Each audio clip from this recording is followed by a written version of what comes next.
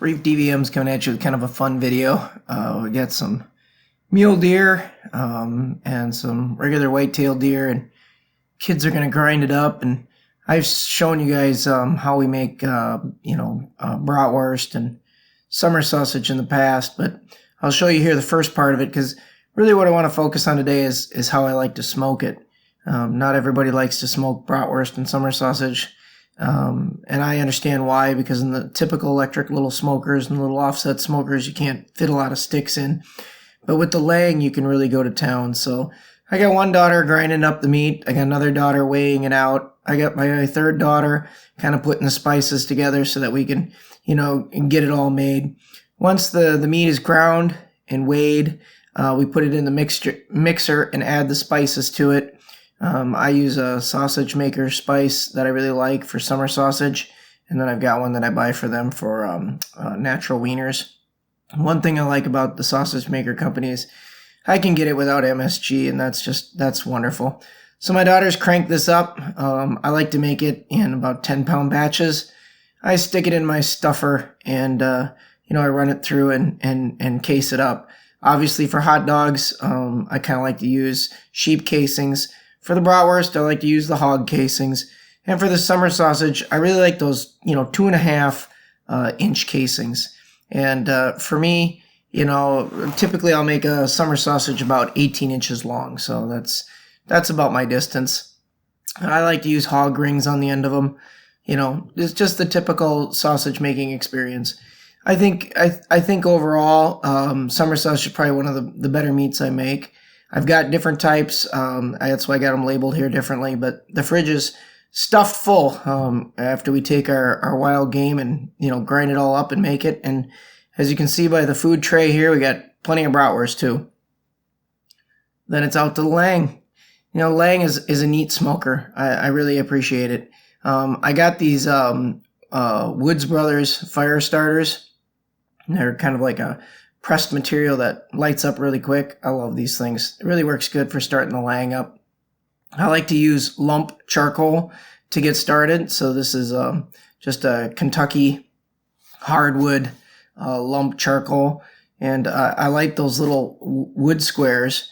And then once they're going, I just let the charcoal go till it gets, really nice and white on the top. And in the process of doing this, it dries out the smoker, which is what I want. It just warms up the whole entire smoker. This is an offset smoker, which is great. And, Lang makes just a hell of a smoker. It's just an awesome tool. So as the smoke goes through this and the heat goes through it, just kind of cures all the seasoning of previous oil and stuff in it. And we're ready to go. So after I let it cook for about 20 minutes to get those coals nice and white, pull out the tray and take my ThermoPro. I did a review on it. It's a great little thermometer. Run it through, get it up and running. When it hits about 120 degrees here, time to add the meat. Again, I don't rush to add the meat. I get the smoker warm. My meat is nice and dry. It's in the casings. I try not to let it touch.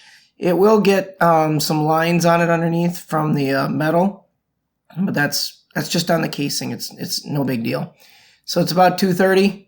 I'm going to smoke here for at least an hour and a half.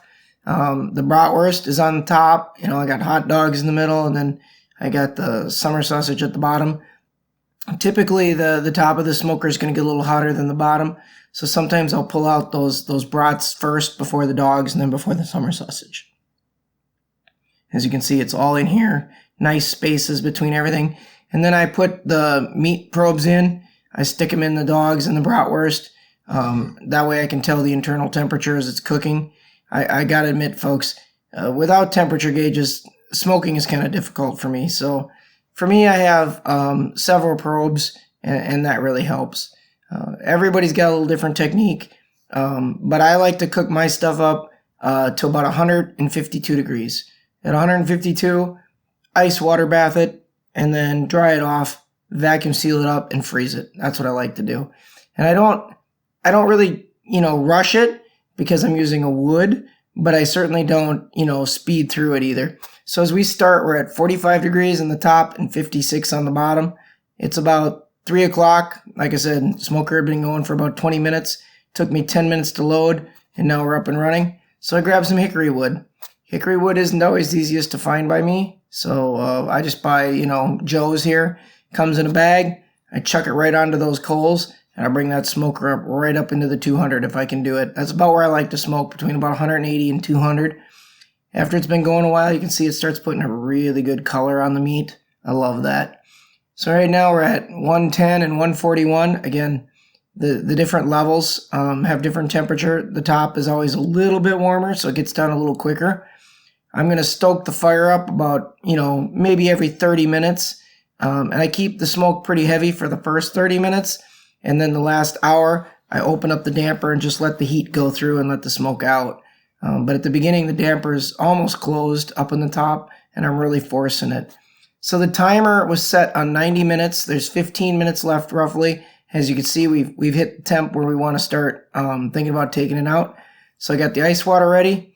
We're about an hour and a half into this. I'm going to pull out these bratwurst. I'm going to just get my meat thermometers out of the way, and I'm going to put that into that ice cold water. Summer sausage is going to take probably another 30 minutes, and then I'll do the same thing. Again, when it hits 152, we're done. That's the way I like to do it. And then once we cool this stuff down, we're going to wipe it down, vacuum seal it, and freeze it. It does just absolutely wonderful. So as you can see here, we've got a nice big old cooler, and we just ice water in it. It's cold outside anyways here in Minnesota, and we just drop this in, and it does a great job of just cooling it down, stopping that cooking process. Now, a lot of people say, well, you get water in your casings if there's any holes in it. Sure you can. I'm not saying you can't, but it really does work well. I like to stop the cooking process. I don't want it overcooked. Especially when you're making a sausage like this, if you overcook them, especially with mule deer or whitetail deer, it just gets dry and tough, and I don't like that. Oh, one thing I should mention, I make this in 10-pound batches, and I use typically 7 pounds of the venison. I put in about 2 pounds of pork, and normally it's kind of a lean pork, and then I put in about a pound of pork fat.